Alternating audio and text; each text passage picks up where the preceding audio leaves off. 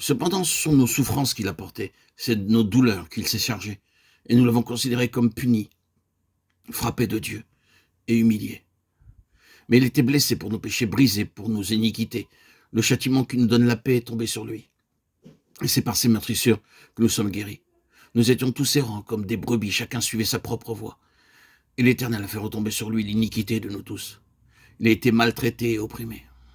Et il n'a point ouvert la bouche.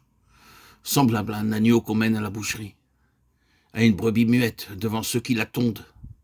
Il n'a point ouvert la bouche, il a été enlevé par l'angoisse et le châtiment. Et parmi ceux de sa génération qui a cru qu'il était retranché de la terre des vivants et frappé pour les péchés de mon peuple. Ésaïe 53, 4, 8.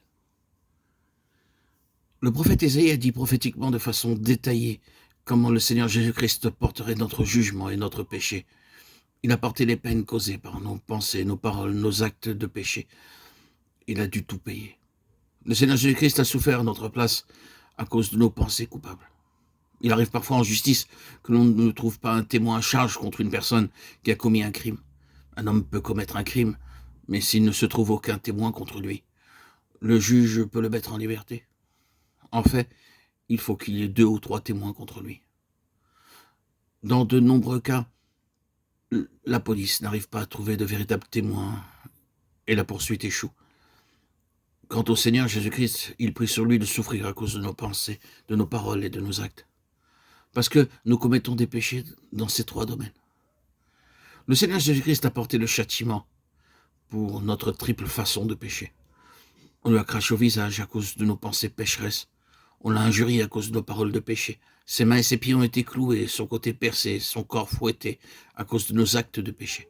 Il a supporté tout cela à cause de nous, afin que nous devenions absolument justes devant Dieu.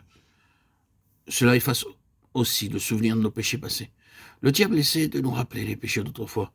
Mais nous pouvons dire, Seigneur, le diable me rappelle mon péché, mais Seigneur, tu as été fouetté, meurtri, insulté à cause de moi. Et tu as effacé ma condamnation, me rendant juste au moyen de ta justice.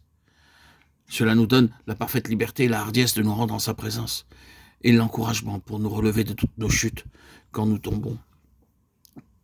Psaume 37, 24, Michée 7, 8, 2 Corinthiens 4, 9. Quoique nous puissions faillir à cause de quelques épreuves ou tentations, cependant la main du Seigneur est là. Quand nous allons de chute en chute, que de fois nous disons combien de temps encore vais-je demeurer ainsi, mais sa main nous suffit pour nous relever. Nous connaissons beaucoup de personnes qui ont échoué pendant de nombreuses années et qui, aujourd'hui, ont été restaurées par la puissante main du Seigneur et ont vaincu leur faiblesse. Peu importe la gravité de notre chute dans quelques péchés, il est toujours prêt à nous pardonner et nous relever par sa puissante main, car le Seigneur a payé entièrement le prix pour nous racheter de tous nos péchés. Peu importe la honte et l'humiliation de notre péché, nous pouvons invoquer par la simple foi le sang rédempteur pour la purification et jouir d'une pleine liberté en la présence de Dieu.